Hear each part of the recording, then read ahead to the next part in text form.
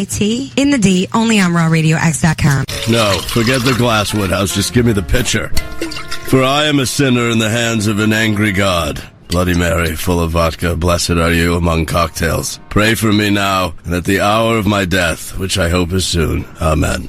Conan, what is best in life? To crush your enemies, see them driven before you, and to hear the lamentation of their women. Excuse me, sir, is this the Delta House? Sure. Come on in. The following program is intended for mature audiences. This is the ladies' man. I was banging on the wang. I can't say no, and I don't really want to, so I'm... Well, especially with the back doors open. We just lost our clean tag on iTunes. No, I'm sorry, honey, I have a headache.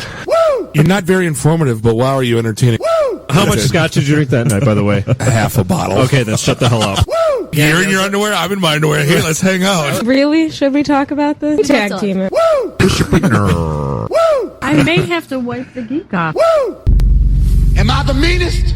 Sure enough. Am I the prettiest? Sure enough. Am I the baddest mofo low down around this town? Sure enough. Well, who am I? Sure enough. The Shogun of Harlem. You're so white right now. Shut up. Stop talking. How are we not sponsored by PBR and Slim Jim yet? Damn it. Take him to Detroit. No, not Detroit. No, please. Anything but that. No. I used to hang out at the Magumba Bar. It was a rough place, the seediest dive on the wharf, populated with every reject and cutthroat from Bombay to Calcutta. It's worse than Detroit. You will never find the more wretched hive of scum and villainy. Then don't come. Shut up. Yeah, I can't take that position. I don't know who brought that bell in, but Bob's got a new toy. Guess Captain Soundboard doesn't know how to run the soundboard. Are we at a break yet?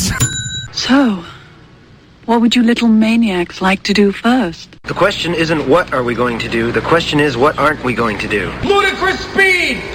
Go!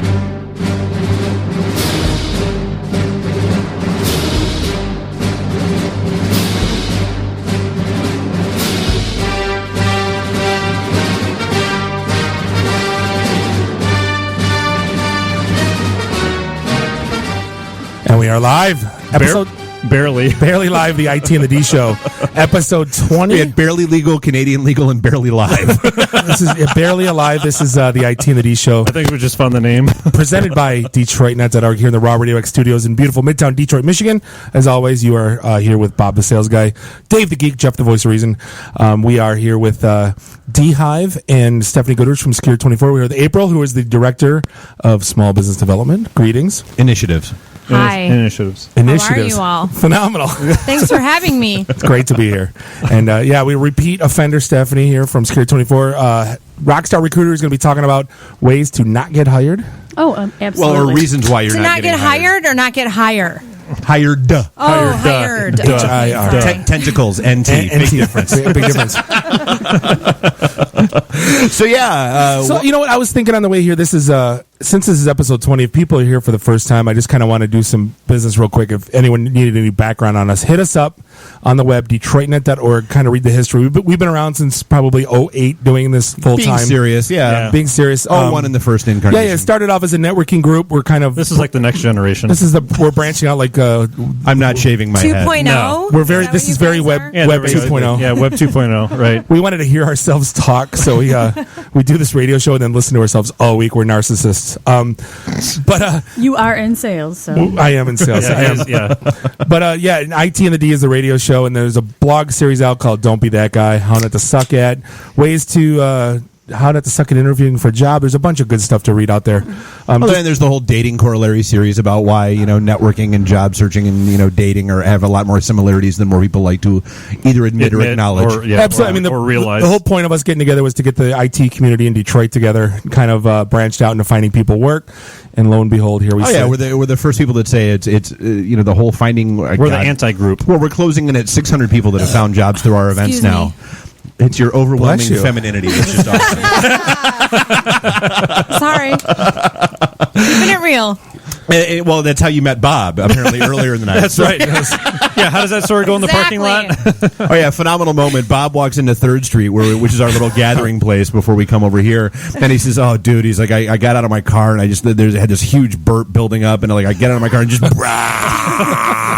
and he's like, and I look to my left, and there's this girl just standing there, and I'm like, oh, shit. So he walks in, and I'm like, how much you want to bet that's going to be our guest for the night? Sure enough, she walks in right behind him. April comes walking in. Are you Dave? I go, yep. I look at Bob. He goes, yep. And I'm like, here we go. And we're off. It's kind of went downhill from there. Evening, right. I have to say. But no, so I mean, Class of the capital C. Right. No, so I mean, the group's been around for a long, long time. And yeah, I mean, the fact that we've helped 600 and some odd people to find jobs through our events now is a ridiculous, happy byproduct of what we are and what we do. People actually listen to us. I don't understand. Yeah, that still stuns me. And on that note, so just to again cover some business. So our phone number is 313-462-0107. If you want to call in throughout the night, you can. No one's going to call. Yeah, they hardly ever do, unless it's Russ calling in from Ethiopia. Don't be afraid. You can hit us up on Twitter at @ITandTheD, or you can find us on Facebook at facebook.com/ITandTheD. So last week, well, before we do have our event Thursday night that I want to make sure we get to. Sorry. Yeah, we actually have more business to right. talk So about. this Thursday we are over at Falling Down Beer Company. Bob's just so excited to get Warren. going. Yeah, I know. Yeah, Bob's like chomping at the bit for this one. Got so many things queued up. Yes, so many topics. So the little emails time. are flying today. So yeah, Falling Down Beer Company Thursday night, 5:01 start time, just like always. Double IPA. Yep. Yeah, the double Reuben egg IPA, rolls. Reuben egg Is that rolls. what you're so excited? Yeah, Reuben egg rolls and Ninja chicken. No, there was 2 IT guys that wanted to start a brewery, and they actually went and did it. Not like me. That talks about doing stuff and never does it. He actually went and did it. Yeah, they're actually living Bob's dream right now. Idea man. Yeah, but I'm not the executor. Yeah, no, right, he's not the executor. I get the POs. I don't implement the data centers. He talks to the geeks. So go make that happen. Right. That's right. I talk to the engineers. So the clients He's got people skills. Exactly. Unlike us, we don't have people skills. But yeah, so by all means, Falling Down Beer Company. Obviously. Clearly. And all this information's out on our site. It's DetroitNet.org, which we actually just kind of refreshed a little bit. Through is that what you call it? Yeah. You want to know what I call it? We can get this live on the air if you want to there, Skippy. So yeah, we launched a new look. Dave got angry. Dave fixed things. And then yell at us. Hulk smash. I'm going to make a decision. So yeah, all the info about our events, including the one this Thursday, our upcoming shows, our December event. We had Russ call in last week from Ethiopia. That's actually coming up a lot quicker than normal because it is our December event. We pulled that up a week just to kind of avoid all the Christmas chaos and holiday parties and all that fun, happy hoo-ha. That'll be December 12th out at Rochester Hills at Rochester Mills. It's a great event. The last 2 years was well attended.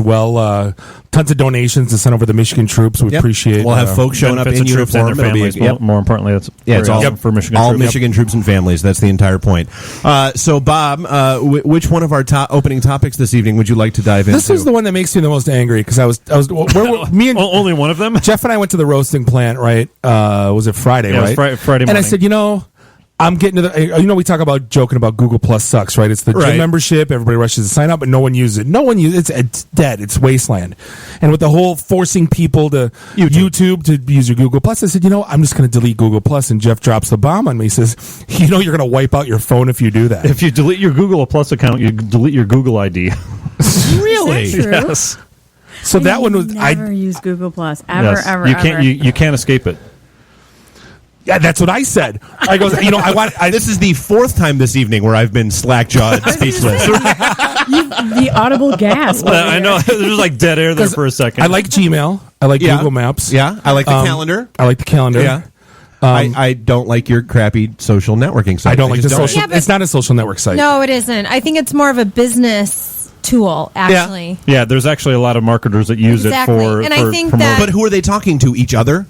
That's the problem. It's an echo chamber, unfortunately. Well, don't you think that the IT community has adopted it? Because most of not really. You don't think? Well, no one uses Talk. Circles is a good tool, but yes, there are like in my industry, there are a lot of people that use Google Chat and use Hangout. Is where it's coming in. Yeah, the Hangouts. That's where it's coming into play. That's the WebEx killer. And I don't know, like who doesn't have a Gmail account, right? Right. So that's where it's coming into play. But Google is adopting. Right. Yeah, my mom doesn't have a Gmail account either. But Google is trying to make everything and all of their properties tied to Google Plus.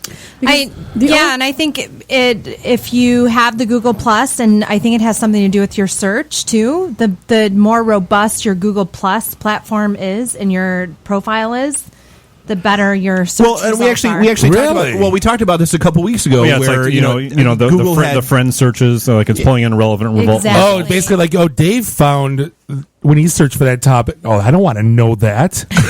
More to the point, I don't want to know what you're out there Thank searching you. on. Yeah, I don't know, but I mean, we had talked about that a couple weeks It's supposed to be ago. like the Google Facebook. That's not the whole point. Well, I think it's more of, that's what people took it as when it first came out. exactly. And I think they did a bad job kind of marketing it. I mean, we had to talk, communicating But about it. it used to be that you could log out of Google and do a Google search and come up with the results, and then open up another browser, open up another tab, log into Google, and do the same exact search and have different results.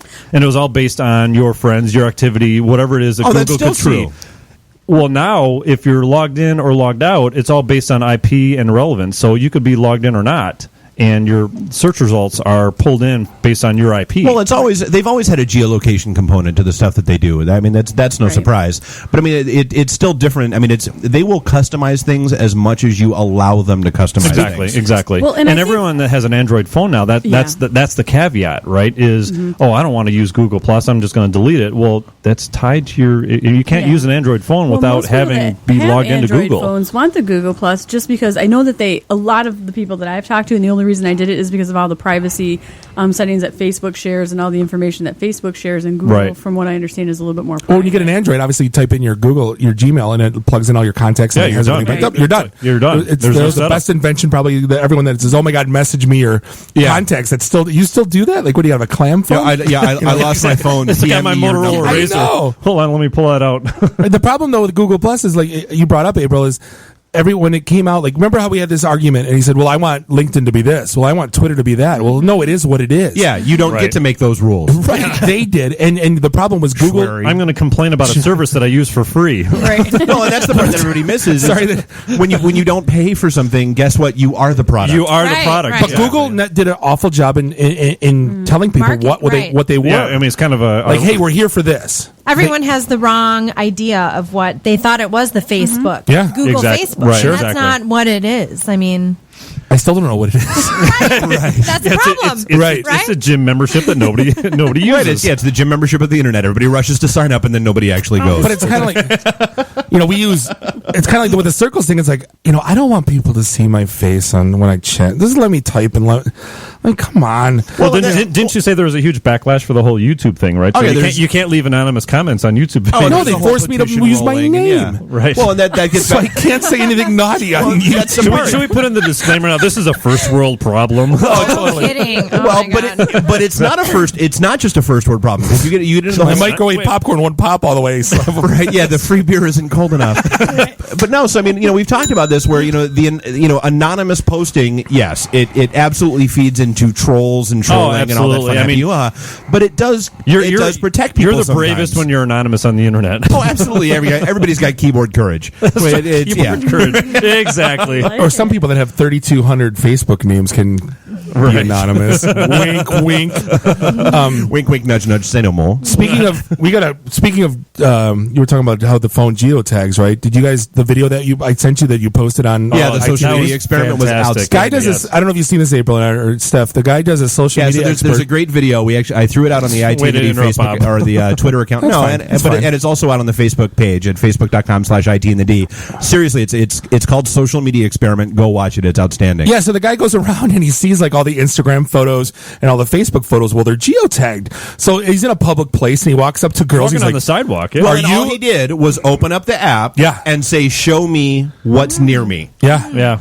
Then he recognized it. And he said, "Hey, are you Emily?" And she's like, "What?" It's like, your last name is like, Smith. And you've got what? And you've got a white poodle. Yeah. And by the way, happy birthday. And she's like, how do you know it's my birthday? How dare you? He totally turned it into the whole, the fake psychic cold reading thing. Oh, where he was playing it up. He was like, I'm getting something with a mic, and of course he already knows like her boyfriend's name is Mike. And she's like, oh my god. And there were two guys that like legitimately freaked out on him. Stop invading my privacy. Yeah, one guy got all bent out of shape. He didn't sign the release. He was the only one that had like the blurred face. Right. Well, I mean, did you watch? There was a couple of them that had blurred faces. Well, did you watch any of the follow-up videos? Which was it was the reveal. I want to do that now. Just go up to people. Well, and that's the point. Is I had a girl come up to me. Hold on. Private if you post it publicly, Einstein. Yeah, you have no right to get all bent out of shape if I'm like trolling you on social media. If you're publishing your life, it's out there. I'm sorry. I had a girl come up to me on Muldoon's and says, "Oh my God, you're Bob W." And I go, "What do you mean? Oh my God, you're Bob? What does that even mean?" She goes, "You check it at Foursquare at Muldoon's all the time." I go, "Oh, you actually look at that?" Damn it! I thought I was the only one that still used Foursquare. Yeah, exactly. Somebody actually uses Yelp, right? That too. But like, I wasn't offended by it, but I'm like, oh, you reckon like it's weird. It's like a little mini microcosm of a celebrity. But I'm checking in and like I'm not celebrity at Muldoon's for sure, and Duffy's. They walk in, it's like Norman. Cheers, Bob. Right. A guy said that I did karaoke. Don't judge me, especially you. I did. Too late. I did. I sung karaoke. That was about an hour ago, actually. I did karaoke on Sunday. Or Saturday night at Muldoon's, like later, like midnight. And what's your karaoke song? I did Bob? Biz Markie, Just a Friend. Of course, you did. Of course, I did. I had. They Come made on, me sing a little bit. No, I can't. You. Sorry, that's gonna get dropped. Basically, come with us on Sunday. You'll hear an entire bar sing it. Ooh. The guy comes up to me and goes, "Man, I don't want to follow you. You're like a living legend around here." I go, "What are you talking about?" At like I'm just at Muldoon. I'm like, do I really? Dress code. They have to have pants on. The dress code at Muldoon's is come as you aren't. Right. I think I was wearing my Snuggie and no pants. And they were like, "Come on in, you're good." They have 32 teeth in the whole place. But the point, the point of the people thinking like you're posting this stuff, and I post it all the time, and I have no like when you take your cell phone pictures, there's a tag on it where you took it. Right. Oh yeah, you had that little adventure where your photos started backing up. We're to not Google talking Plus. about that. We are not talking about that on the radio. Do you want me to pull that up on Google Cache? Yeah, no. I'm sure you guys already found it. You're blushing. No, I am. No, but I mean it is. I mean stuff like and we've talked about that just in the context of our group where people like walk up to us and start talking to us like they know us and have known us for years because it's kind of scary. Well, but it's because they read the stuff on the site, they read the blogs. But aren't you like that was like what's his face from like 97.1? We listen to the radio every morning. So when you meet those guys, like I remember I met Drew Lane once, and I'm like I felt like I was buddies with him because you talk to me every day, right? And what's his face that we run into from 97.1? He goes, "Hey man," Dave's like all happy to see him. He's like, "Sup?" Like, oh yeah, Bill McAllister. Yeah, and he's like, "Yeah, hey Dave." I think you guys should take that as a high compliment, though. You guys have made such an impact on the community, and everybody knows you, wants to know you, and wants to talk to you. That doesn't make it any less weird. You don't think so? I think it's amazing. It's still weird. I like it. I think it's cool. It's a narcissist in me. It's a very cool recognition. I mean, don't get us wrong, but there's a fine line between yeah, exactly. Right. Okay. So was it refreshing to meet me? Who never knew you? Yeah, who had no idea who we were and wasn't impressed by a damn thing we said. I'm sure. Well, you answered a cold call email, right? Hey, want to come on the show with us tonight? No, because Dave starts it off as like, "Do you know who we are? We have 4,600 members on That's right. No, I started with that. Hey, she's like, April threw it right. This is on our LinkedIn. Ooh, she threw it right back in your face, and she's like, "Ooh," I'm like, "I like her." I'm like, yeah, this is going to go well this evening. See, anyone that puts Dave's ego in check is a friend of mine. Oh yeah, absolutely. So like, you're the big winner tonight. Can you like talk him off the ledge? That'd be awesome. Yeah, no, that'll never happen. Never, ever. But like, I was reading, there was another article that came out kind of relating to that. Like, teenagers or like they're kind of running the way things are going to move in social media, right? Because they're leaving Facebook, but they're like getting more concerned. Snapchat is huge, right? They're getting more concerned about privacy than anyone because they're reading all the Snowden stuff. Well, we actually talked about this a little bit when you were in Minneapolis, where I mean it was actually a refreshing read to see where these kids that are the ones that tend to be oversharing so much, we're starting to pull back a little bit and say, you know what, their parents are all over that shit. Well, not that. Exactly. No, you're fine. No, you're fine. They are though. You're right. No, but absolutely. But not just that. No, it's employers. It's like Stephanie's going to Google you. There was it was the whole thing where they were like they were finally coming to the dawning realization. You know what? I don't need to share this with 400 friends. I was really, and so they were migrating to the Snapchats and Mm-hmm. Kik and all those other ones where it is more one-on-one Mm-hmm. and they can share with who they want to share with, not just broadcast it. Well, Einstein, if you'd be more selective about your friends that your friend requests that you're accepting, like we always harp about the LinkedIn. I'm getting requests. weird Facebook. I never got weird Facebook friend requests. I'm getting like some now that I don't know. Well, then don't. I don't. I'm not. But I don't even want to. Like Dave will send a note. Like, what do you want? And like, now you say it nicer than that. But I'm just. No, I say, what can I do for you? And I got a bunch of LinkedIn ones, like students from like East Coast schools. I'm like, wait, what?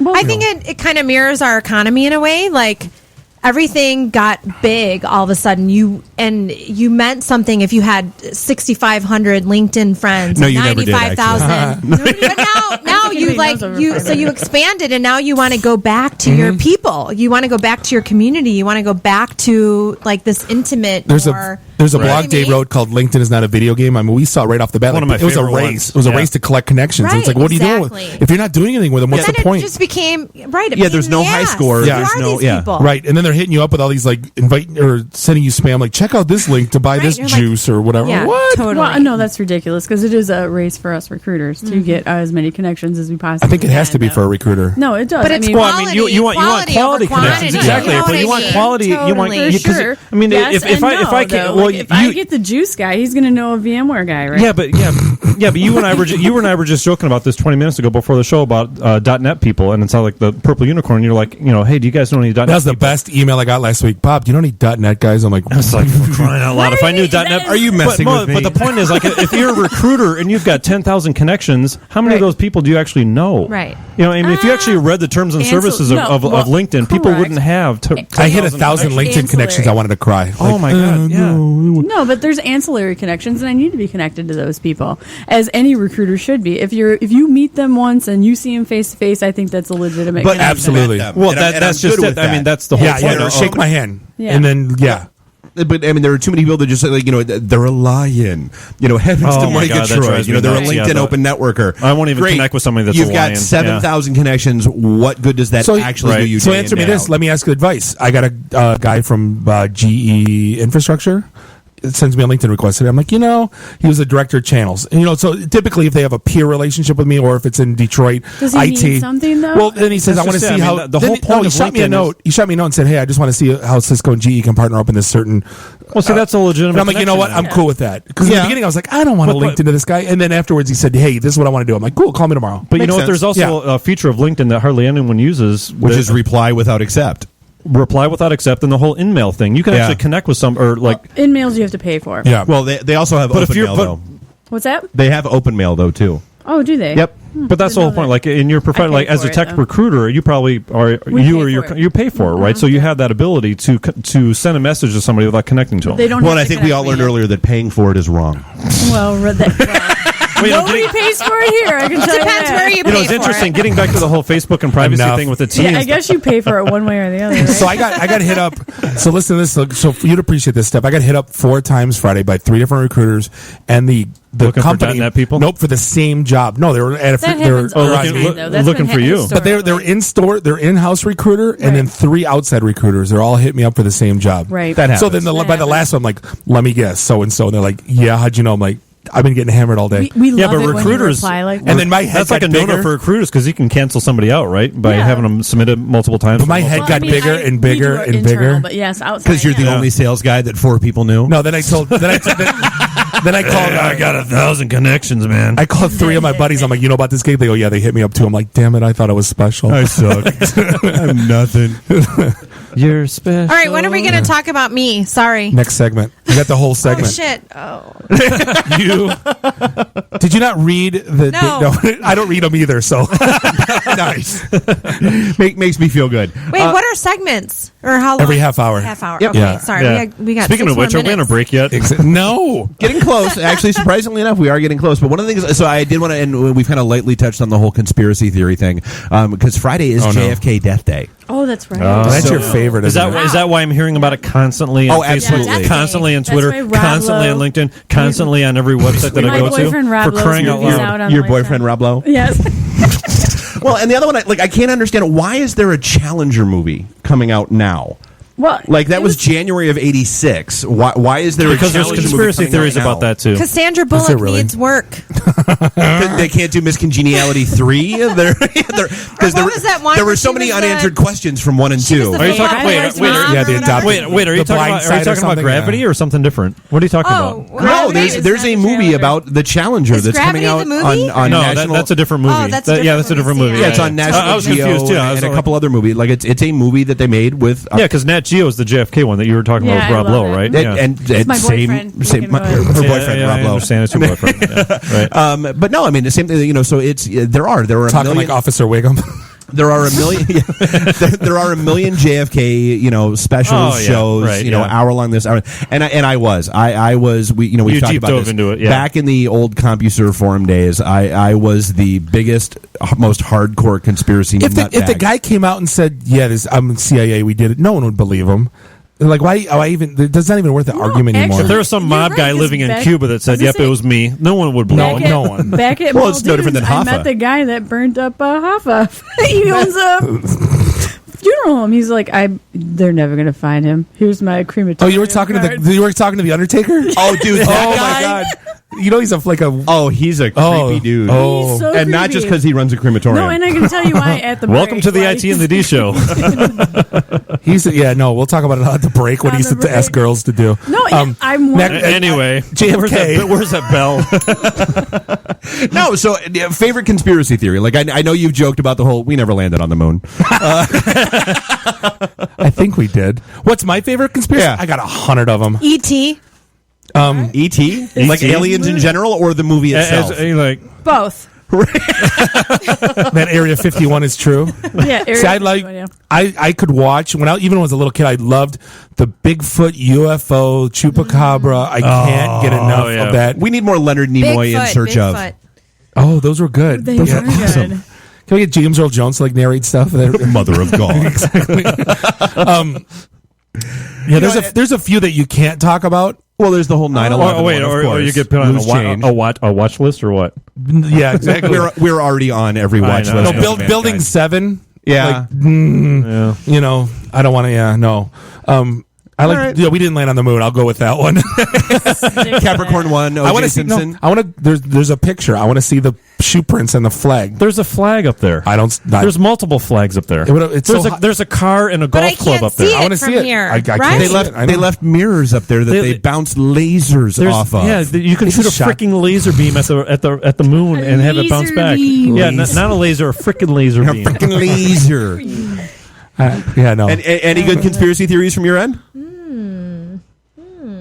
Yeah, the banks aren't lending to small businesses. What do you think about that? Is that a conspiracy? Well, that's the truth, actually. I agree. I think it's the truth, but I was just at an event tonight where he's like, "Oh no, we're lending to small businesses." I'm like, I don't know. Are you sure? Because none of the small businesses seem to know. I think that's a conspiracy theory. I think because here's the thing. I talked to MEDC and they were actually open about it, but that's state money. So I think the state's down with it, but I think the banks are everyone's not. open about it when they're talking about it, but in practice, it's all about risk, right? The state wanted real estate so they could have an asset that was tangible if I failed. That they would have they would have a leg in the game. Any good ones from your? Oh God, my Anna Nicole one. I love that one. Anna Nicole has conspiracy theories. One. Yeah, like how did she die? Really, was she smothered or did she die of drugs? Really, there were questions about Anna Nicole's death. Really. Well, I mean, she was going to die eventually, right? Well, we all are. But like the way she did. So yeah, that's my favorite. Interesting. How about Whitney Houston or Princess Diana? Yeah. Like Princess Diana. Michael Jackson. Michael Jackson. Yeah, that's a big one. Yeah. But are these conspiracy or are they just... Princess Diana is absolutely a conspiracy theory. That whole yeah, because wasn't that the whole Harold Icky thing? We're all reptiles, lizards or something like that, and he was like she was killed because I know what. Did you ever Google? She was killed because she found out about that or something. There's lizard people living. Yeah, there's look on YouTube. Oh yeah, totally. And they'll show eyeballs going. There's books that about way. this. Yeah, there's books about this. Absolutely. You guys are scaring me. We just L. Ron Hubbard Scientology crap. That's what. Yeah. Oh no. This is worse than that. People it's buy so into far off in the deep end. How about this? Humans evolved from apes. That's not a conspiracy. That's not. Yeah. And there goes Kansas. Damn it. Yeah, we just got Kansas we just got back. Kansas, you know. All right, we're actually up against a We break. are. This is the IT and the D show. Good, beer me. Been in a cockpit before? No, sir, I've never been up in a plane before. You ever seen a grown man naked?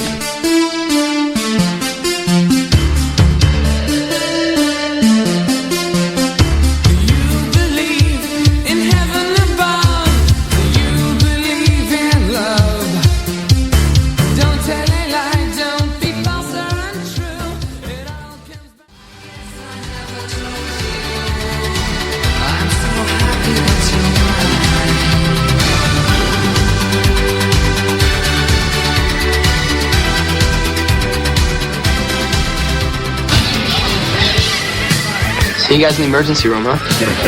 Hello, pretty lady. Tell me something. What's a beautiful broad like you doing with a malacca like this, huh? It's purely sexual. No, She's into malacas, Dino. she's into malacas. Do you believe that? No, we were talking to some Greek guy, and he told someone a Malacca. What the hell's a Malacca? And he told me, and I said, I never knew. I just thought it was funny from Weird Science. I thought they made up a word. I thought John Hughes invented a word. I was like, goofball? Like, no. This is the IT and the D show here. Go look it up. Presented by DetroitNet.org here in the Raw Radio X studios in beautiful Midtown Detroit, Michigan. This is the DHive and How to Get Hired show, episode 20. Hired, not hire. Right. Thank you, Jim Morrison. That would have been the room next door that the cops broke into. Yeah, the grow room. Yeah. we walked in here one week, April, and like every door in this whole entire was busted open. Wow. Yeah. Yikes. There's a grow room in here? It says grow on the door. There was, not anymore. The Russell Industrial Center. Oh, yeah, for the next 2 weeks, we were like, no, seriously, just go ahead and walk in. And, like, you would walk in and you were like, am I on the set of a Cheech and Chong movie? What the hell is this?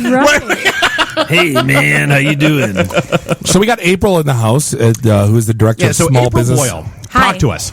Oh, okay. Hi. Nice, great radio, Dave. Wait, I'm eating my Slim Jim and drinking my Pabst Blueberry. Right, which is how it should be. So no, you're here from DHive, and I had reached out because DHive has a lot of cool stuff going on downtown. You know, you guys, you're a welcome center, you're an incubator, you're a direction finder. You've got the whole pop-up thing that just wrapped up last week that you accepted applications to let people open up a pop-up storefront downtown. So I mean, from I guess from an outsider who may not have heard about DHive, it's DHiveDetroit.org. Yes. So what is it that DHive is, and why should people be coming to you?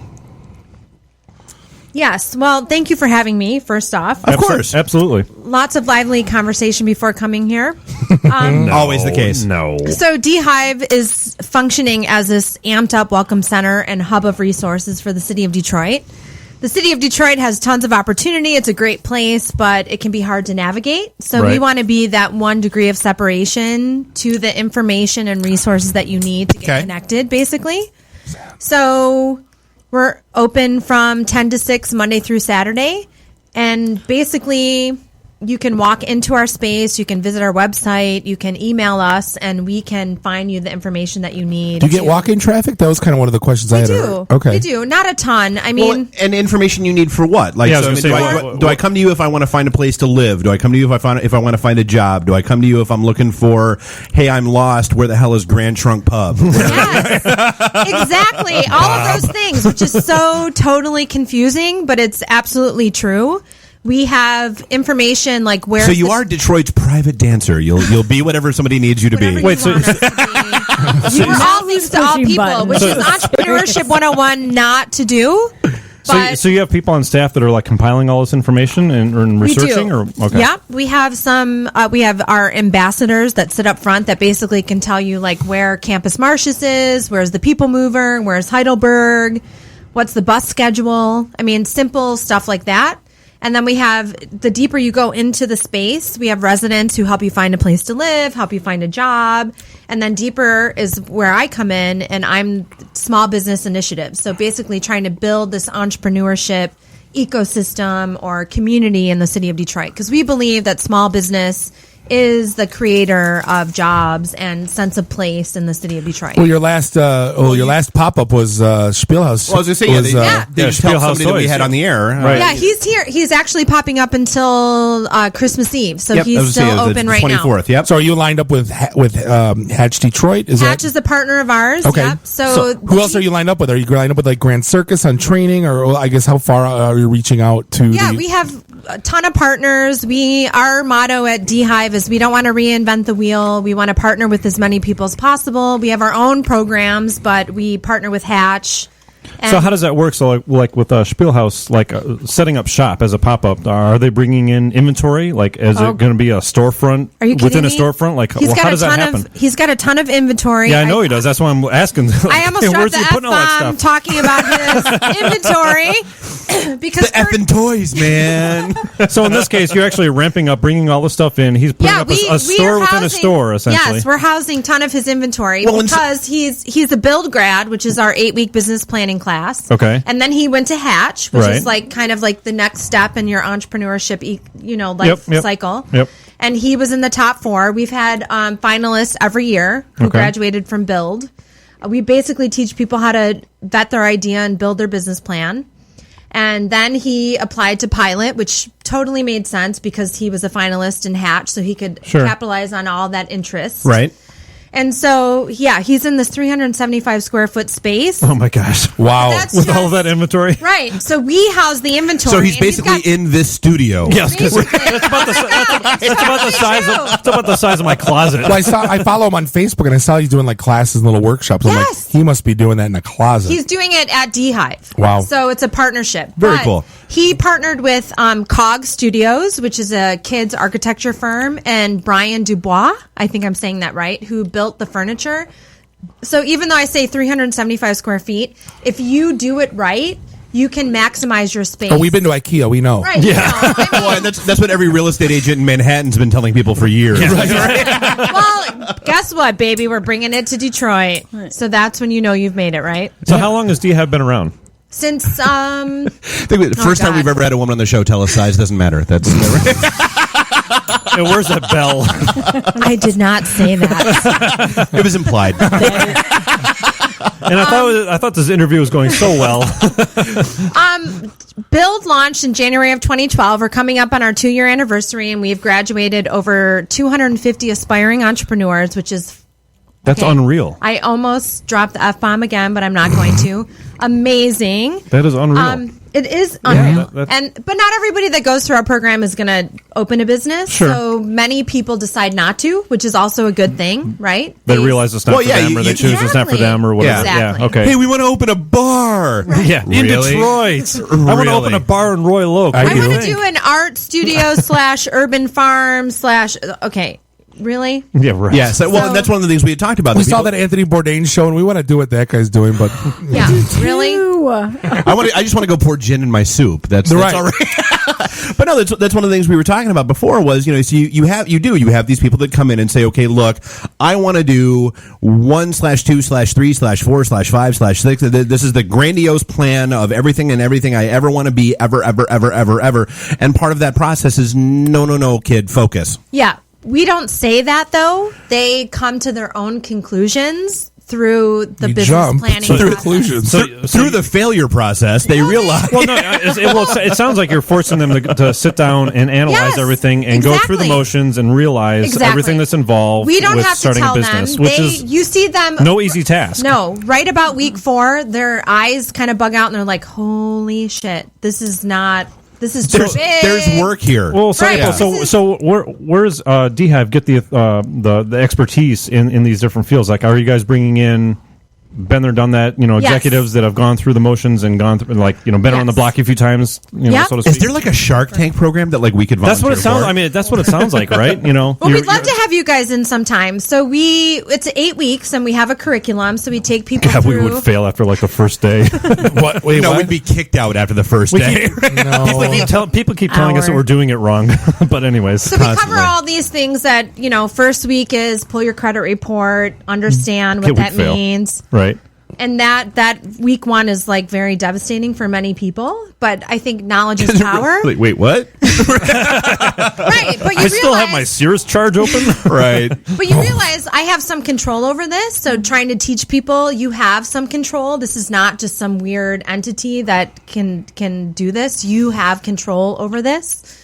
And then week 2 is how does your entity exist? So we bring in a lawyer from the community to What makes most sense? LLC, S corp, blah blah blah. Exactly. Okay. And then we bring in an accounting expert to talk to them about their cash flow, startup costs, overhead costs, Stuff that nobody thinks about. Right. all that stuff, right? And then we bring in a marketing expert to talk about, so fine, you have a viable product, you have a unit, you have some, you So can this sounds make like some a pretty money. robust business training. It's very robust. If I'm John Q. Pollock wanting to start a business, well, what does this cost me to join to start this program? It's very affordable. We think these are life skills, so we want everyone to be able to partake in this program. So it's $100 to $300 based on your income and family size. Wow. That's not bad at all. That's super cheap. It's super cheap. So That's like the girl that wanted to sell coffee at Best Buy for $1. I'm like, no, charge 10. It's kind of like what you're doing. No, it's true. And we have we sell out, and we have a waiting list. We have a waiting list of 100 people right now. Wow. We can't keep up with demand. And we could raise the price, but we want many people to get. I get that. So is it individualized or is it per class? So like, is there 15 people in a class and Yeah, like 10 about people, 12 and then 10 people drop out, and then do you like add more people in, or No. is it? Wait, I would assume you couldn't like add people in at week 4 because then they've already missed that's why I was everything. asking. Was it individualized? Like, are you going to be talking to me, Dave, and Bob, or are you going to be talking to the three of us together? It's 12 to 14 people per class. Okay. We do have a couple people that drop out, Right. but we don't add people in because you have to be Yeah, I there was going to ask you, what is the what's the attrition rate? Like, how many people get into this and then go 10%? Not about. me. So we have. Oh, that's not 12 bad at all. That's actually pretty low. Right. One or two people drop out per session. But like I said, we try to talk people into even if they decide not to open a business, you stay because you're going to learn It's like a wealth something. of knowledge. Oh my gosh! Yeah, Don't you agree? absolutely. So we say that these are life skills. Even if you get a job, you can use these I call them intrapreneurial. Yeah. So you can still be innovative and creative. Entrepreneur. Sorry. Right? So you're not going to start your own business, but you can be an innovative, creative person Absolutely. inside your organization. That's me. I come up with a million ideas and I never pull the trigger on any Because of not them. everybody's made. They don't have the risk. They feel more comfortable working for somebody else. So that's fine too. I wouldn't go that far.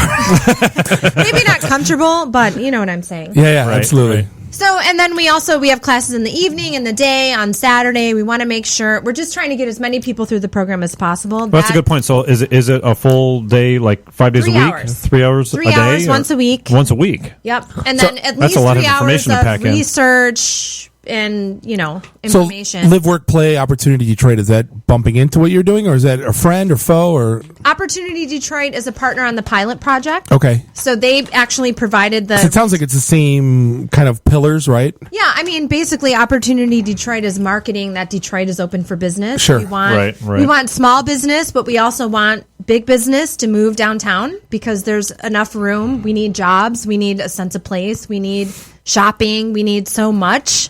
This is a place that needs a lot. Are you seeing any trends in the type of businesses that people want to start?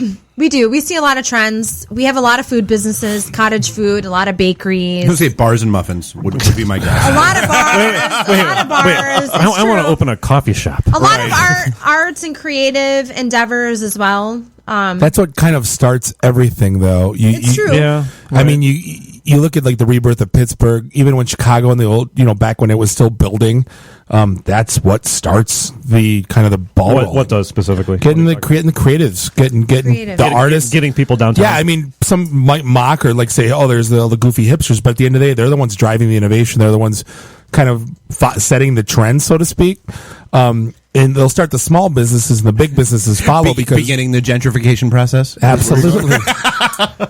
Well, we were talking about this before. Like, you want people that are trying to open businesses that are friendly to families, friendly. Kind of like the Spielhaus toys, right? That's what makes that so what's so popular. amazing about Spielhaus toys is they're answering a need, right? Exactly. I mean, bringing back 1950s Hudson's downtown. That's what it exactly in a micro Christmas, scale. Right? Yeah, it is. It's very nostalgic, but at the same time, there are so many families families downtown that you don't even see really. Right. Yep. I got And a lot they of friends need a living place downtown to that shop, and have young they kids. have to leave downtown. They have to go to the suburbs to get their toys. To I get heard their that clothes. the old butcher shop, whatever they said, like if we're going to close in a week if people don't. Yeah, well, they're like, you knew Whole Foods was coming, and you open up like a butcher shop, and you're getting zero traffic. Like Whole Foods just destroyed them, and it's sad to see because here you are, like kind of like putting a Nino Salvaggio's mini downtown, in Midtown. Right. So what happens to Kurt if Kurt Spiels, if he moves into the Z lot, say, right, and then FAO Schwartz decides, or Exactly. Toys R Us decides moves to open in. downtown. Yeah, but you know here's what? the thing. You know what? Adventure Toys has been surviving in Birmingham for years. Right. You think about Astro Coffee and some of these other coffee shops, and they heard that Starbucks was opening. They're like, that's not competition to me. It's That's totally not. McDonald's. I will go to roasting plant every day, every day of the week. Yeah, absolutely. There's definitely a market for both things. I think there is. And I think the people downtown want to support local.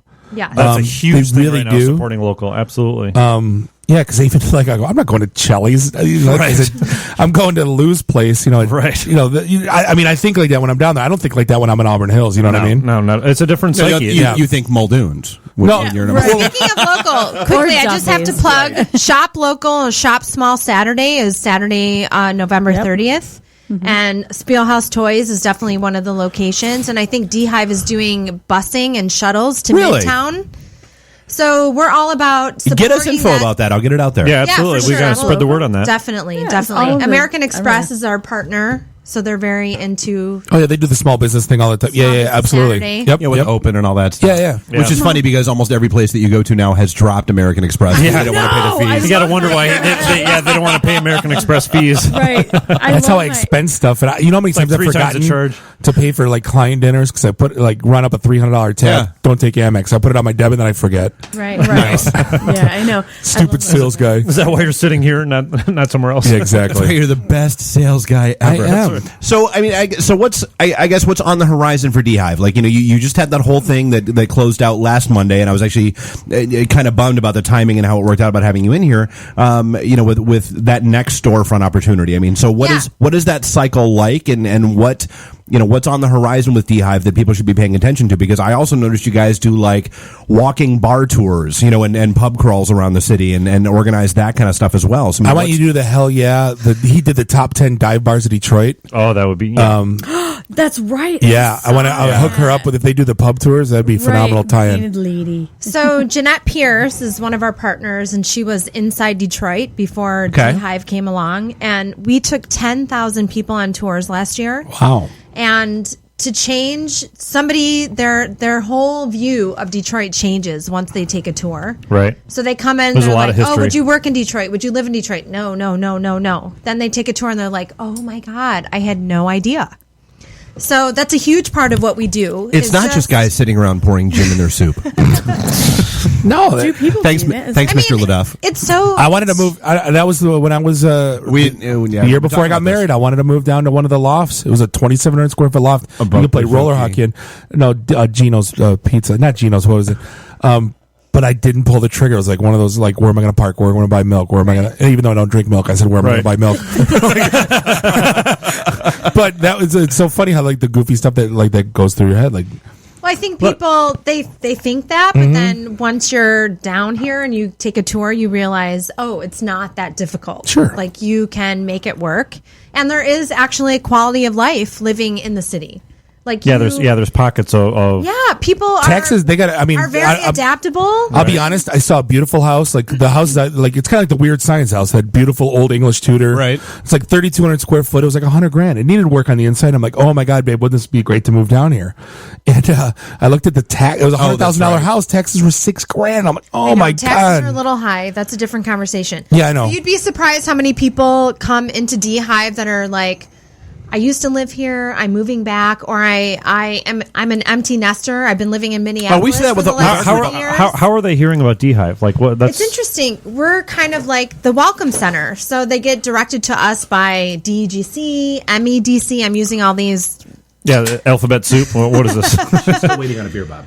But you said you were good, Steph. No, I said we have a very robust communications and social media and lots of connections out in the community. So people somehow get directed to us, and they're. I moved back here from Minneapolis. I want to get involved. Well, and we see so much energy. We see that with our group. We're seeing more and more folks that are coming, that are shooting us notes saying, "Hey, look, I'm getting ready to reload from." Well, no, it's hey, I'm relocating back to Detroit from Texas. I've never heard it as much. I've never heard it as much as I've heard it in the last year. Well, because in 2008 there was a mass exodus from North Carolina, Texas, Arizona. And now in California, even everybody's coming back now. So people are coming back for jobs. Now we have jobs. Now you have jobs. Well, they're coming back they're coming back to be around their family that they left here. They're coming back to get back. I mean, there's a lot of home. And not only exactly, but I mean, there's a lot of STEM jobs, and that's the one thing that and a lot of nursing jobs. But the one thing is like, where's the rest of them? I always preached outsource rural, outsource Detroit. You're getting. And it's starting to happen, but it's just, I guess someone's got to start the trend, right? Yeah, absolutely. And a lot of people are, and I think we're trying to advocate taking your job into your own hands and not depending on maybe a big corporation or GM or the auto industry. No offense to them. God bless them. But getting back to the local merchant, the corner store, the little boutique, bring back the town club stores. Yeah, the tiny, you think about the shopping districts in the city of Detroit. Jefferson, Livernois, Gratiot, Van Dyke. Some of these beautiful, the bones are amazing, but because of the big box retail, because of these gigantic corporations, we've kind of lost touch with our local communities. So that's what we're trying to empower people to create jobs for themselves, to, until they get bigger and grow up and become one of the big box stores, and then we'll hate them again. Did you ever see the? Did you ever see the? You know what I hear all the time about Detroit is one of Detroit's biggest problems is geography. The fact that it's so large, so big, and there's pockets of people living down here, pockets of commerce, that they're so far apart from one another, relatively speaking. That's what people say, but sometimes... Are you not seeing that? Like what? No, I totally am. I think Detroit, to me, seems huge. It feels huge, but then I hear other people arguing that, it's not big compared to these other... But I think we've just had some different issues compared to some of these other communities. True. Well, I mean, there was a lot of sprawl for a number of years, and it never contracted as things were contracting. That was part of the problem. Right. I mean, it's certainly not walkable. I mean, no, it's not. No, it's just kind of ironic. And then public transportation, which is an issue, and then we have these 6-lane highways. You think about Michigan Avenue, Corktown, which should be, I mean, talk about gentrification and hipsters and all that BS. Right. But it's like a 6-lane highway. It's worse than Woodward. Like how? Yeah, I mean, exactly. You're playing Frogger trying to get across the street to go to Atlas. It's like you're going to take your kid in a stroller across that. Yeah, right. Well, there used to be streetcars, but GM bought them all and destroyed them. Exactly. Right. Correct. Was that a conspiracy theory? No, that would happen. That's documented. Yeah. So we are up on a break. We're going to talk to April Moore from DHive. We got Steph here from Secure 24, and this is the IT and the D Show. We will be right back. Woo! Oh, I gotta go. You like rap music?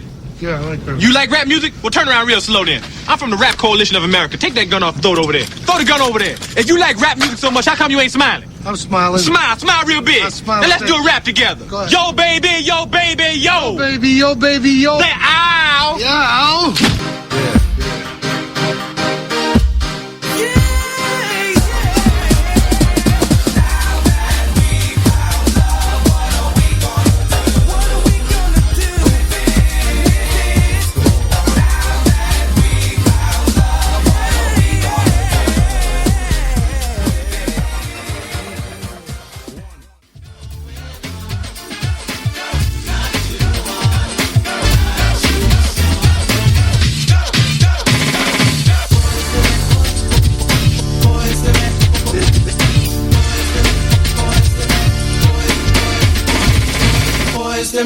ABC, BBD. What the hell am I looking at?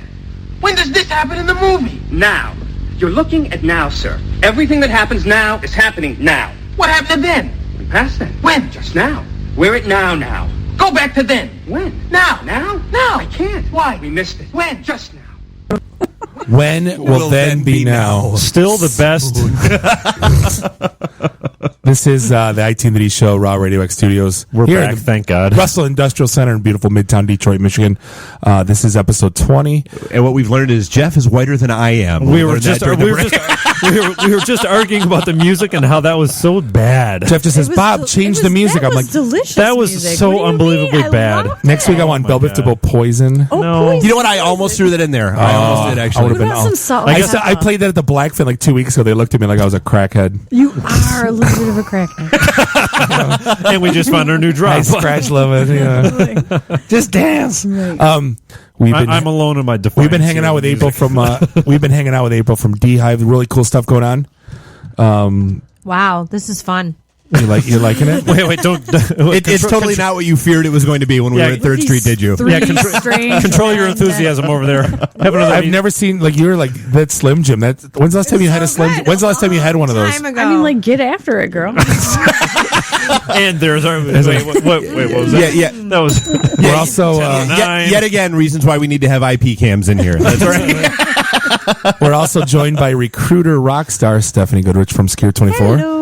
And you had some fun topics you wanted to talk about today, didn't you? Yeah, I mean, I think the topic was how not to get hired. It's real easy. I mean, well, and it's funny because don't you have to try really thanks hard? for joining us. Right?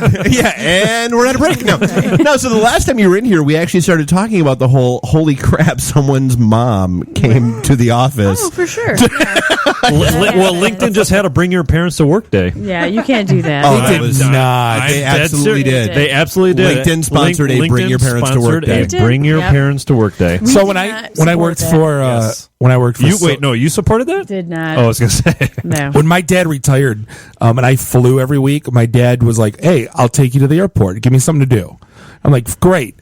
And then all of a sudden, your dad was your he was my chauffeur. Yeah, he was. He was my Bob's dad was Uber. He was my Uber. But then the fact is he for hire? Probably. Sure. Oh, fantastic. But the problem became then he started getting involved with my itinerary. And I'm like, no, I need to leave now. Come back then.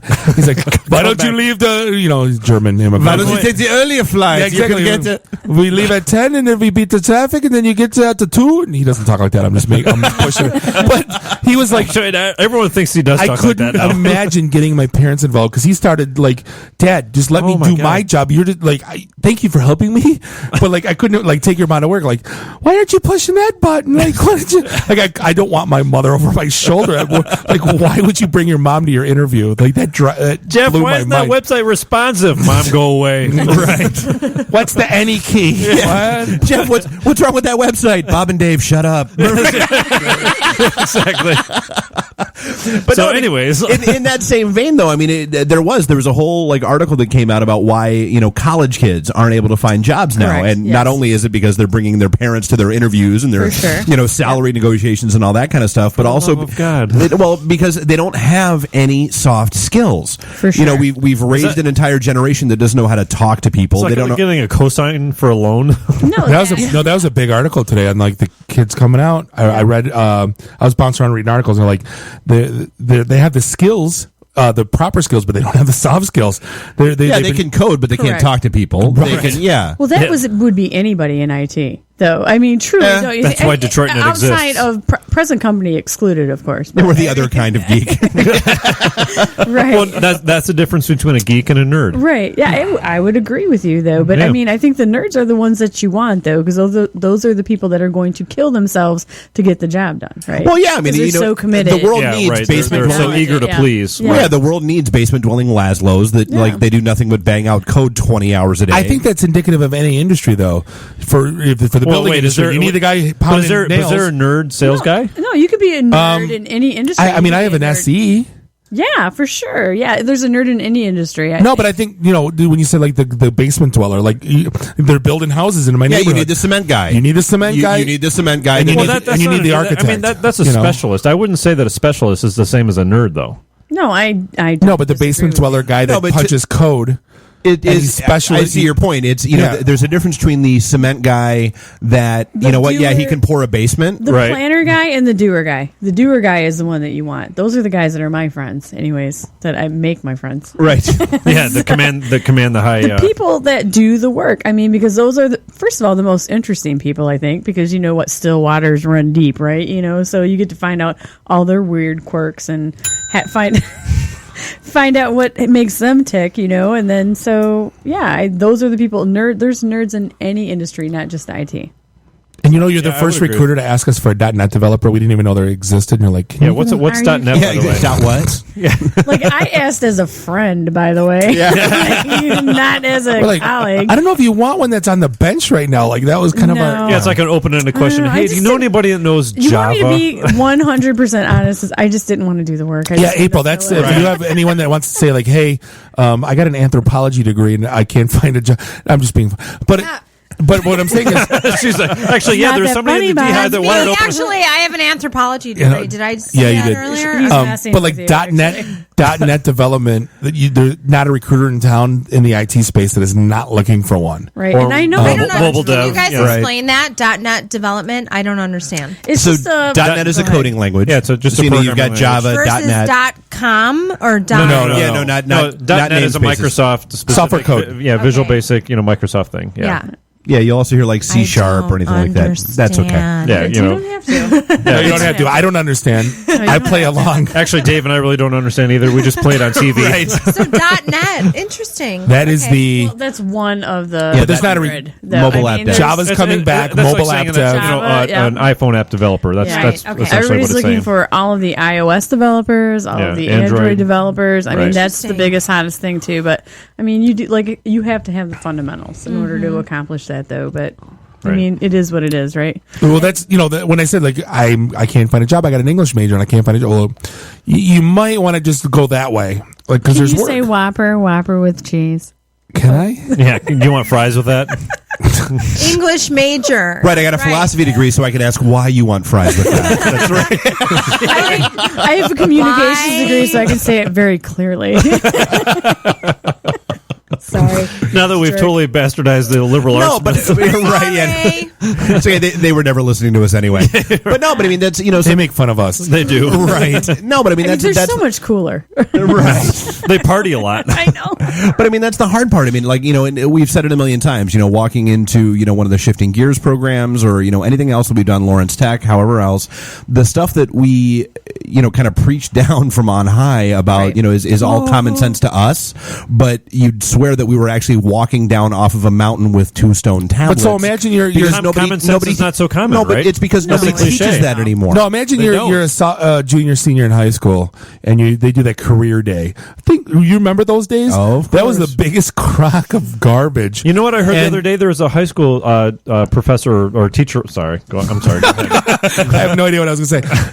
No, but there was zero real world knowledge being given in that day. It was like, they didn't even give you like a personality assessment because I just did that DISC.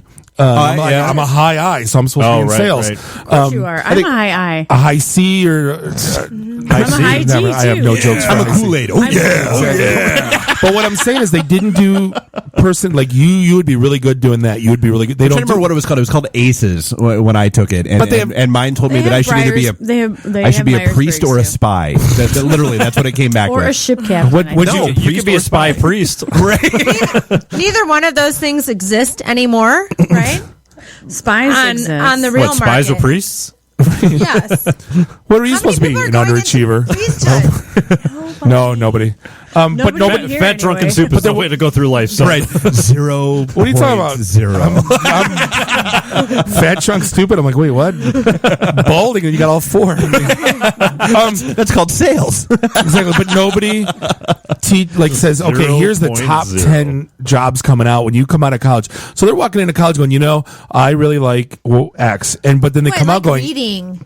No, I can tell you with. What are you majoring in? Sanskrit? Right. No, I mean, I can't find a job. Gen Yers, their parents drive them too much. Their parents do too much of the work. The Gen Yers don't do it. So when you find a Gen Yer or whatever that wants to actually take control of their career and shows initiative, and I know it's a very broad stroke. Older Gen Y again, I forgot. Yeah, is that like after the two Gen generations? X's. I'm Gen X apparently. So the 2000s. Am I still Gen X? I'm 40. I don't know if I can still call myself that. I'm 42. Oh. Yeah, we're behind. 40. Were you?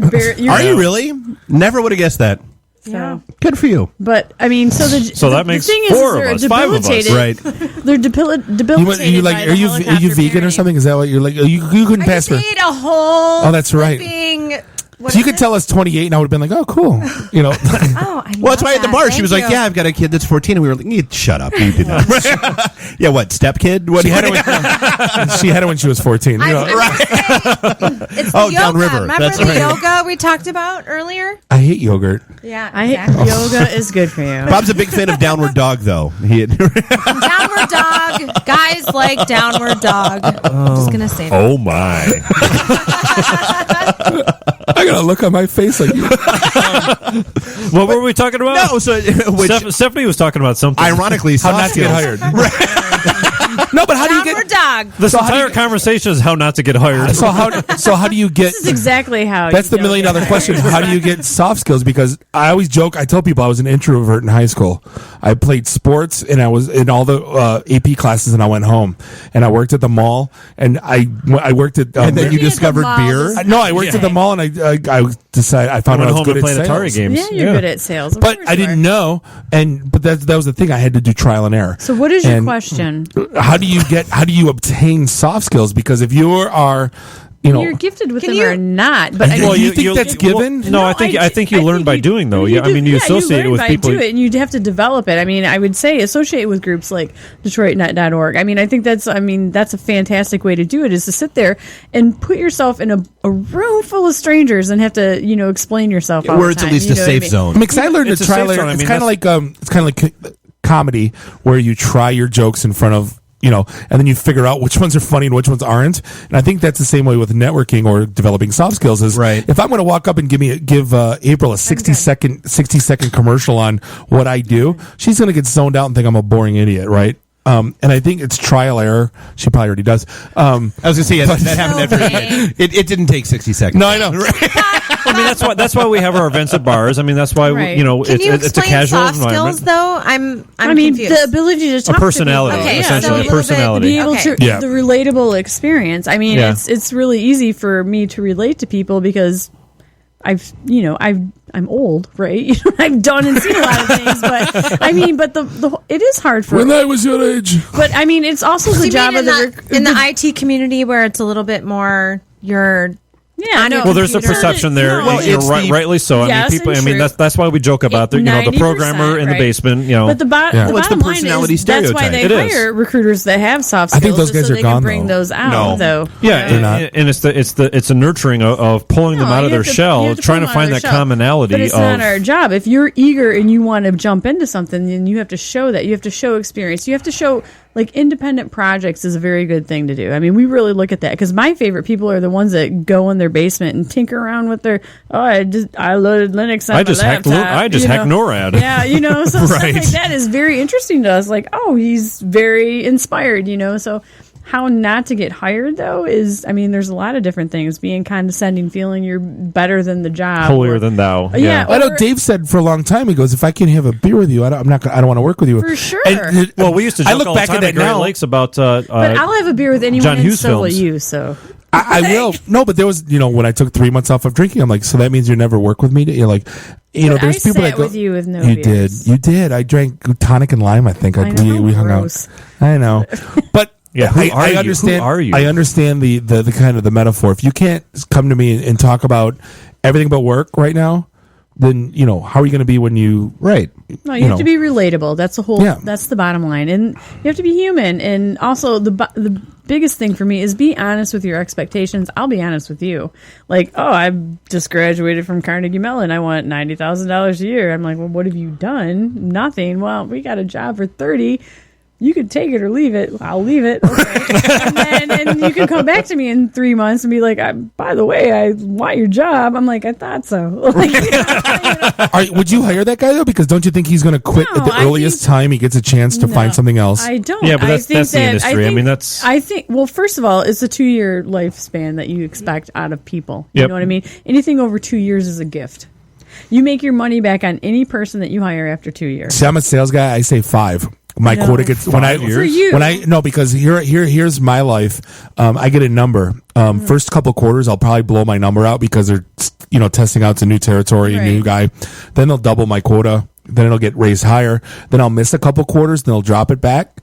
I'll hit a couple, and by the time I get done, it's the carrot, right? Yeah, my quota is probably 2.5 times what it was when I started. And it's unattainable, and I hit 60%. I might miss 2 quarters, and I know I'm going to get fired. But then I quit. It depends. That's my life. Right. So I know every 5 years I'm a free agent. So that's the way I perceive myself, and that's why I hit the market. Is every day I'm fighting, and I'm a free agent. I'm a Major League Baseball player, and I'm I know my contract's up every year, and I'm basically looking out. So does that translate well to the IT industry with regards to billing rates? Is that how you relate? I don't necessarily do billing rates because I do direct, but I can tell you that currently at my current company, we want to hire lifers. We love people that are invested in the company because it's a mid-sized company.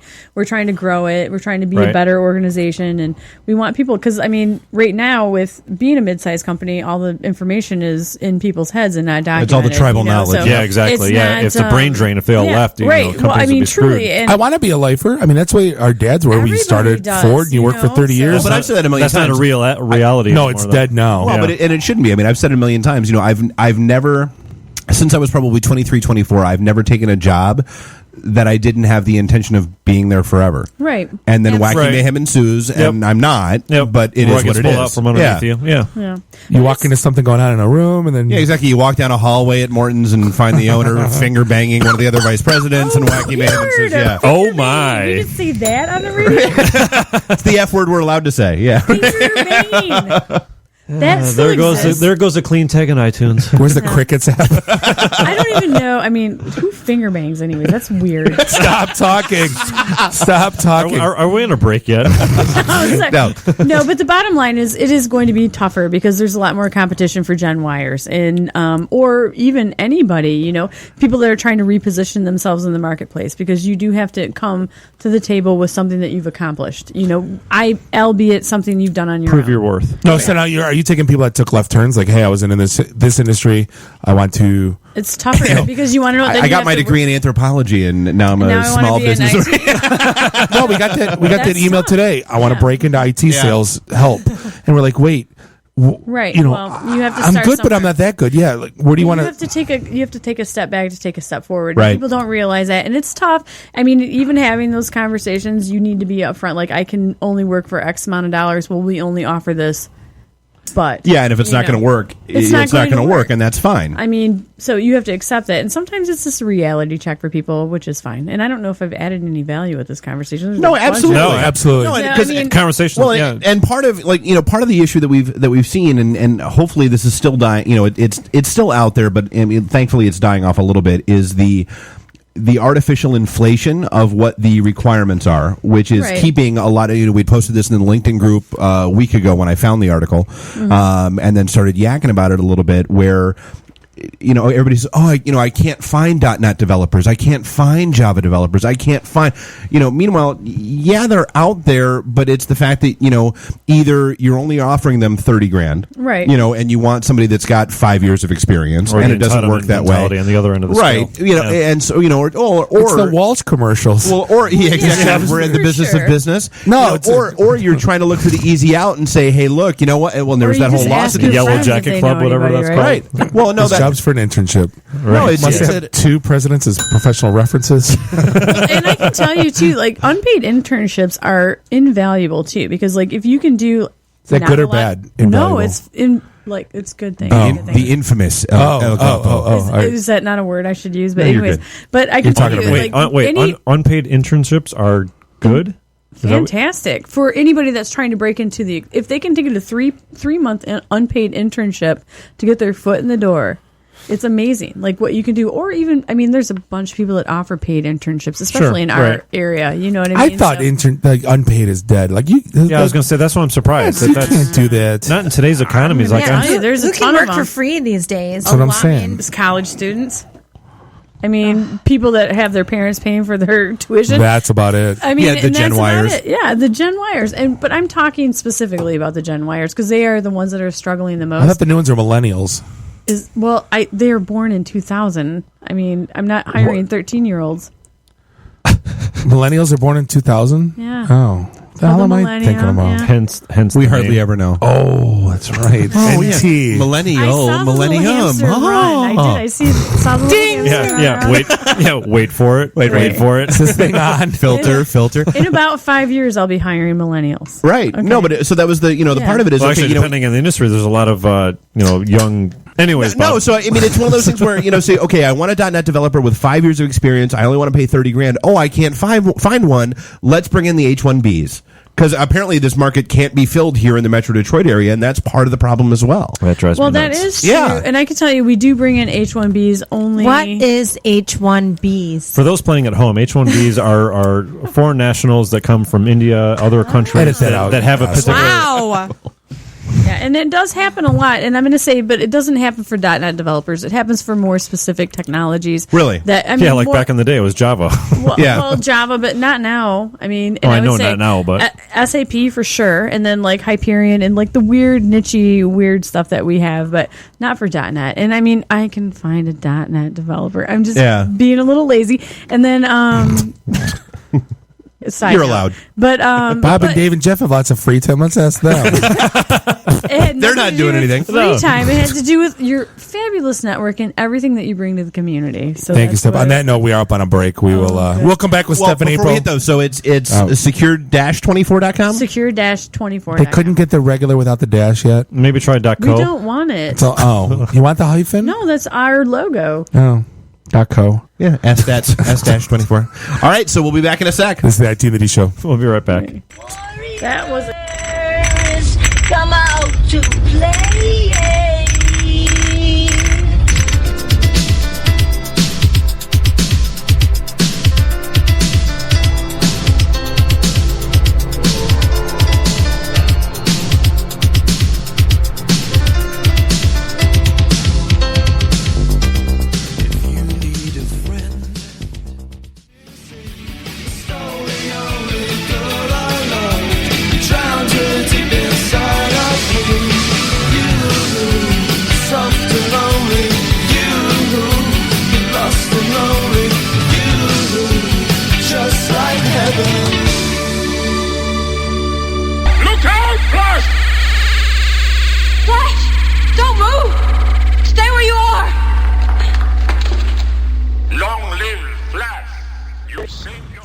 Gordon's alive. Gordon's alive. That's the one I do have to slip back in there. Is the what do you mean, Flash Gordon approaching? Not the poor ones. Father, damn you, Father! I could watch it. Honest to God, I felt like that movie is so awesome. No, when I when Sam Jones was at the Dearborn Comic Fest, or what was it called? Shut up. And I felt I felt like Mark Wahlberg, like death to Ming. Like I wanted to hang out with him so bad, and I'm like, I was so awestruck. Was I've his never hair been parted the same way. Is it? Oh my God, his hair's There was a recent picture of him. He hasn't aged at all. No, he's got like a baby face. He really Can does. I have a beer? Yeah, absolutely. On to important business. No, but like for me growing up, like Flash Gordon in Star Wars was 1 and 1A. There was no delineation. Absolutely. So when like, oh my God, Sam Jones is here, I packed my whole family up. I got one of those speed paintings done of Flash Gordon in front of Flash Gordon, signed by Flash Gordon. It was very meta. And it was very meta. I'm 39 years old, and I'm like marking out like an 8-year-old. Like, oh my God, it's Flash Gordon. Like. So you know what? It's too bad about Mark Hamill then. Like he did not age like no. The motorcycle accident during Empire kind of threw him off. Yeah. Well, then he played the whole, you know what, I never want to talk about that which made me famous. Like, he refuses to talk about Star Wars ever. He was Bart Simpson. Just say the line, kid. I didn't do it. Right. Yeah. No, I'm not doing it anymore. Yeah, he only wants to talk about Joker. You know, when Disney comes to cash that check, he'll be talking again. Oh, right. I will take it if he doesn't want it. So this is the IT That He Show, episode 20. That'll be drop at 10:30. We've been hanging out. We've been hanging out with April from DHive. If you want to follow them, it's DHiveDetroit.org. Correct. We actually did miss 2 phone calls, by the way. We did not. I wasn't paying attention. That's I want to talk to them. So Call sorry. back right now. If you're still out there listening, our phone number is 313 462 It might have been my following, 0107. though. Like I have quite a big following. When I called in from Minneapolis, it rang like course 20 you do. times. It's the Batgirl outfit. That's what it is. And we've been talking to Stephanie from Skier 24 and talking about. We're talking about everything. Talking about something. I don't know. We were trying to, but I think somebody almost got hurt. Gen Y, millennials. Figuring out what's that. Finger banging what is and the soft skills. And there it is. Well, and that's I would assume that's kind of a core demographic that's showing up at DHive is that Gen Y that is the Gen Y demographic that's because What that's kind of place is DHive again? Because that's who they're trying to attract downtown. What? You would think so, yes. But not? Well, in the build class, we have a really diverse, and I hate to say this, but ethnically, economically, but also age-wise. So we have people who are just leaving college, and we have people who are like in their second and third career. Like I've just retired, and I'm looking to do this thing that I've always wanted to do. Good for them. So it's a great mix of young people, middle-aged, and a little bit older. And we have people driving in from Ann Arbor. We have people from Grosse Pointe, Ferndale, all the... That's very cool. Yeah, it's a really Well, that's interesting because, Ann Arbor has, they've got Spark and the other initiatives out there. It's interesting that they're driving out here to take advantage of this. Interesting? Yeah, I agree. Very cool. I just feel like people... I think that's the first topic you guys agreed upon all night. The only thing we've ever agreed on. Yeah, ring that bell. Woo!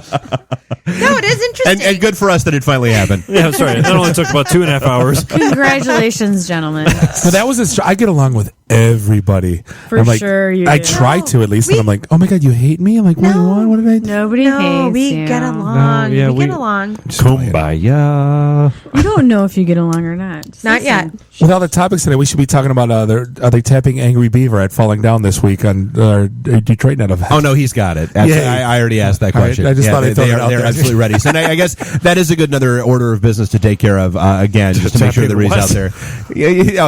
I know. Yeah, the one that sent us into fits of laughter that had to kill off an entire almost episode. What episode was that? Go back and listen to that segment with Falling Down. I want to say it was 17. I was going to say we 17. I never laughed so hard in my life. Yeah, when we always know it's time for a break when Bob can't talk anymore. He's like, not going to like this. I can't believe it. Yeah, exactly. When Bob starts getting the Michael Jackson pitch to his voice, and What exactly isn't Angry Beaver? That's what. No, it's his beer. That's what he named so it. they started off with Nice Beaver, a 4% beer that they called the Beaver. The Beaver. No, it's Nice Beaver. Nice it was Beaver. For, it was Naked Gun. Naked Gun. Nice furry beaver. Yeah, No, he actually said he goes. I'm a fan of Naked Gun. So they called it the Nice Beaver. The Nice Beaver. Then they made the 8 whatever %, and they named that the Angry Beaver.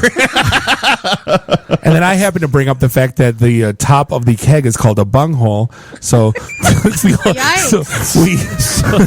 tapping the Angry Beaver at the bunghole, and we couldn't stop laughing. Yeah, we're like we 8-year-old all children. instant 11-year-olds. We're all You guys are all 11-year-olds. children, We by are. the way. But we're going to So be how at do the. you know when somebody calls? Because it'll pop up here. Apparently, we never know. Dave doesn't look. No one ever does. No, because now I actually have it open and I'm paying attention to it. Apparently, Karen minimized it on me, so now that I know it's here, I'm it's paying Karen. attention. Oh yeah. Throw Karen under the bus. So we're going to be at Falling Down Beer Company this Thursday. Yeah, Where is this falling 10 down? into Quinder. Oh. 10 into Quinder. 10 or 9? I See, think he was debating me. He was like 9 into Quinder. 10. I'm like, Do they whatever. brew their Is it own 10? beer? Yes. Yeah. They do? There are a couple. It's literally it's a two micro brew. It's two It used to be IT it used to be like a ram's horn. Yeah, it was like it was called My Mother's Place. Really? Yeah. Great story. It's a great so story. it's down the street from Louis Pizza. Yeah, Anybody yes, go it there? is. Yeah, actually it is. Yeah, And the Absolutely. Hazel Park Racetrack. yes. Oh, yeah. Very Marcus did very that. convenient. Yeah, I used So to. that's where we'll be Thursday night, and it's Oh, two maybe IT I'll guys stop that by basically there. said to hell with it. We're They make opening up a Reuben egg brewery. rolls that are. Ooh, They're living Bob's love dream. the Reuben. You know what, Bob? Are you jelly? A little jelly? Yeah. No, he's very. No, I told him straight to his Very face. jelly. Yes, he's Yeah. very You did what I wanted. Oh yeah, the first time he was in here, Bob almost broke down. Yeah. It was Really? bad. I'm Oh yeah, sorry. because he was like describing the process of like how it started, where he loved beer, and then like he would start making his own beer. See now, Steph. When I was 17, I got a job at a beer distributor.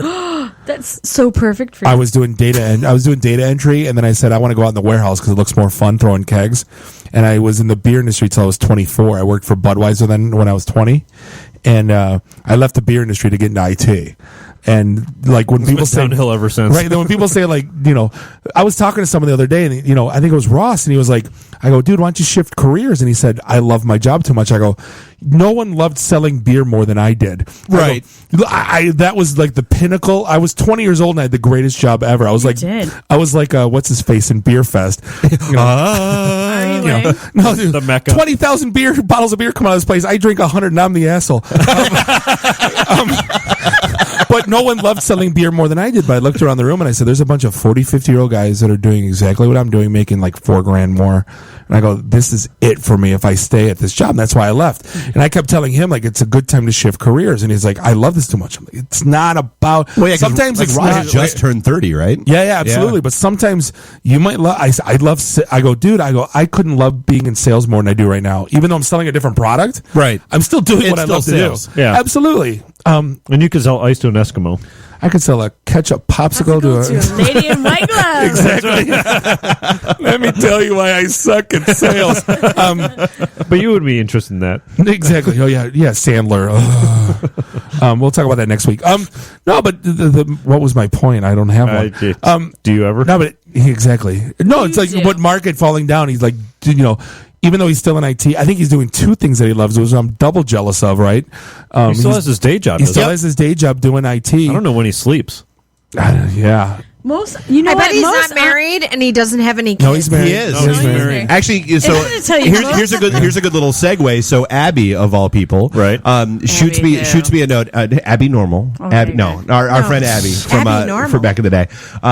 So Ab shot me a text like 3 weeks ago, right, and she's like, "Hey, I found this. There's this really cool place. One of the dads is the owner from my daughter's daycare. He has kids there. You really should go check out this Falling Down Beer Company place." And I shot her back and I'm like, Abs, you never read anything I write, do you? Never. I'm like, because our event there in like 3 weeks is there. That's where it is. That's where we're going to. I think that's what Dave loses sleep. She knows Mark. Yeah, that's awesome. Yeah, they're parents at the same preschool. He loses sleep like, you don't read what I write. He thinks on the wall. You don't like my cooking. Wait, no, Bob. Wait, no. Her too? Exactly. Yeah, right. Exactly. Yeah, none of you jackals read. Most entrepreneurs don't know what they're getting themselves into, albeit like DHive. It's you just have to go for it, I think. Steph, I want to open up. Ship it today. When they you want to open up a recruiting bar? No. Do it. Yeah, a recruiting bar. A recruiting bar. idea. Yeah. Can we call it? Let's do it. But I'm going to tell you, Can we call it the progress bar? Like on the 20 list of what I like 20 facts about me. I write. And it's my number one is 98%. My number one on my bucket list is I want to open up a bar. Not to make money, just to have my own place, right? And that's my thing. That's called your house, right? But then he actually has that. It's called his basement. Wait, didn't you get like those tables from some German? I did order the German beer garden tables from Munich that are used in the Hofbrauhaus Munich. I have two of them in my garage waiting for the spring. But the thing is that I'm like. Sunday at 10:30 at dawn. Then I'm watching like ESPN. And it's dawning on me, drinking coffee, messing around with my kids, and I'm like, if I owned a bar, I'd have to be there right now. Right? And then I'm like, then my dream goes in the toilet. Yeah, it's a life decision. The dream is to be the owner. Right. The owner, not the absentee owner. I have that. The dream is the person writing the checks, not cashing the checks. I have that argument about entrepreneurship. No, I have that argument about entrepreneurship all the time.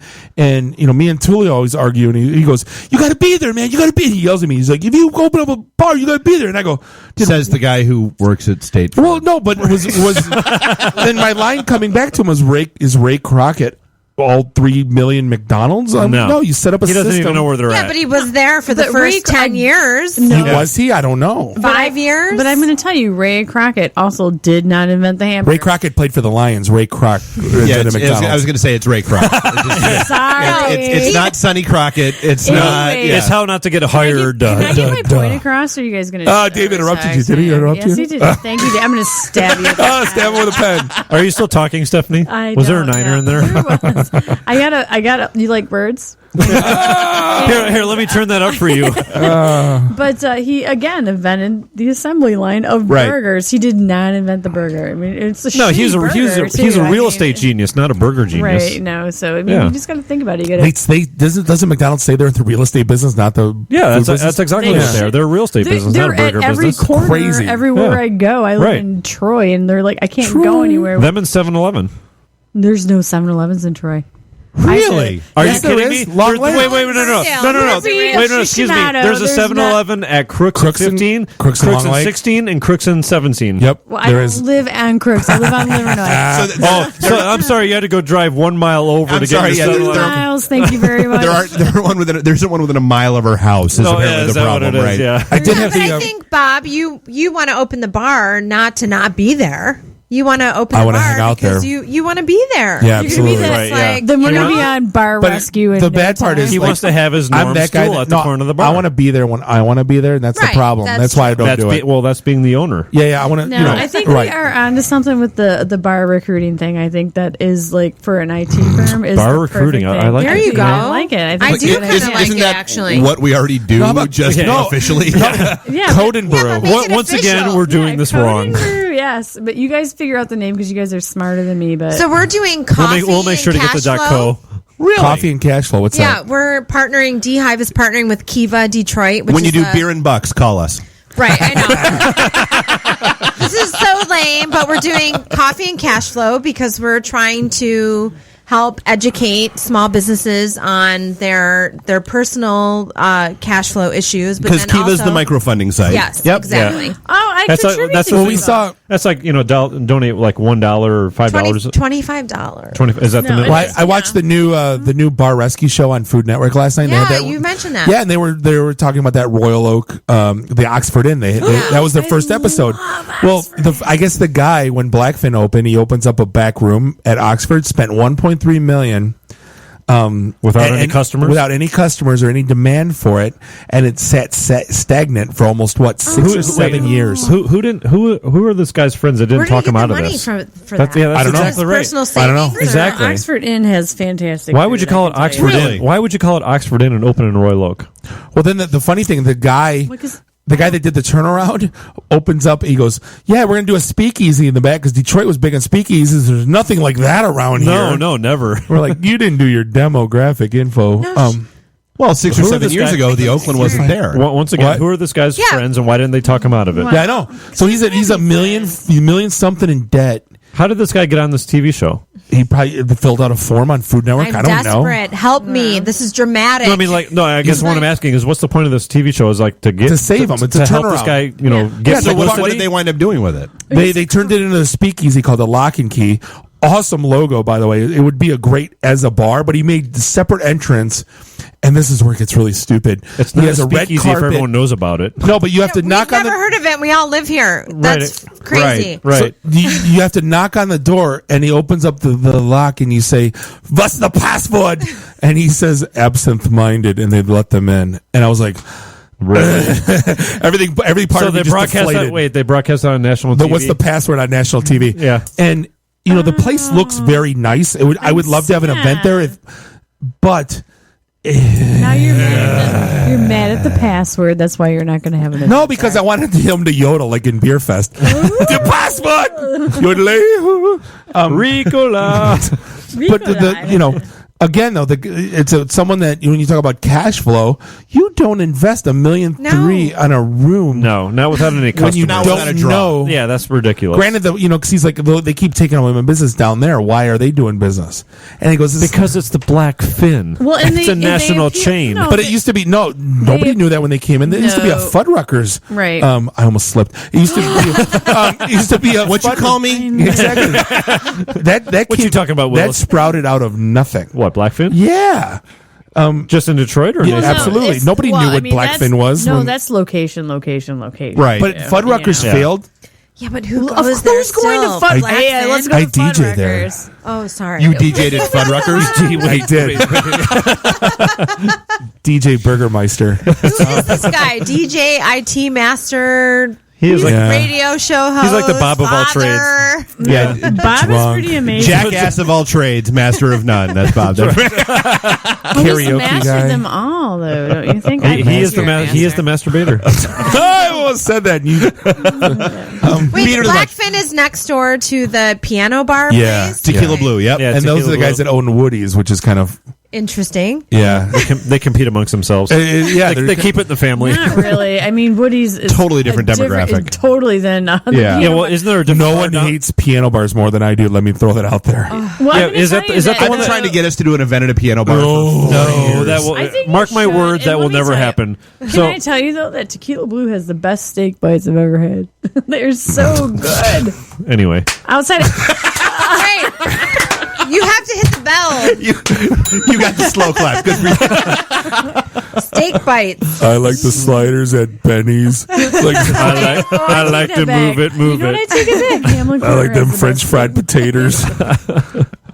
I watched Sling Blade the other day. What an awful movie that is. I watched it too. Oh my god, terrible. We're under the is this like 5? Thanks for the call, Bob. Thanks for the call. I had to Hey, do we have any calls? Come on. are we on a break yet? No, but we actually are coming up against the end of the show, so I want to make sure we double back on everything. Okay. So we are at DetroitNet.org or itandthed.com. Not Detroit.net. Yeah, not Detroit.net for the Just love don't of God. even say that. People are going to get confused. Just start finding us at itandthed.com. Yes. Make that happen. Yeah, that will happen sooner than later. Or .net or .org. Any one of those will find us. Or .co. Our next event is actually we do Thursday. or .info. Do we register the .me? No, we didn't. I'm sorry. Yeah, I don't want anything that's in the D.me. I just Wait. Right. No. So you gotta.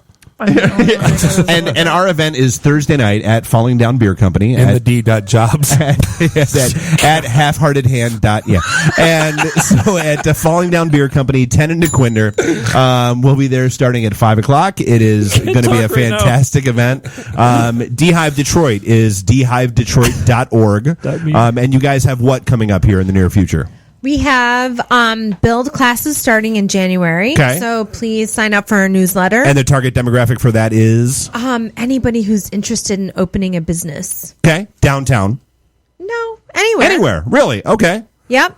Just wanting to vet your idea. We also have Open City. No December, but starting in January. And that's alternative ownership models. So co-ops, employee owners, those types of things. I think that's it. There's a .coop now. Did you notice that? Huh?